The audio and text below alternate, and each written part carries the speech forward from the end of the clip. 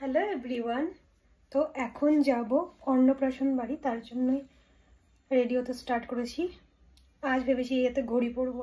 এই হাতে ঘড়ি পরা মানে বিশাল স্ট্রাগল পেরেছি। আজকে ভেবেছি একদম নীল জামা আর লাল কানের পরবো, তাই এই কানেরটা রেডি।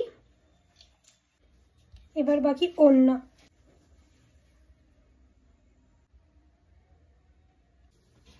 এই দেখো ওভারঅল লুক।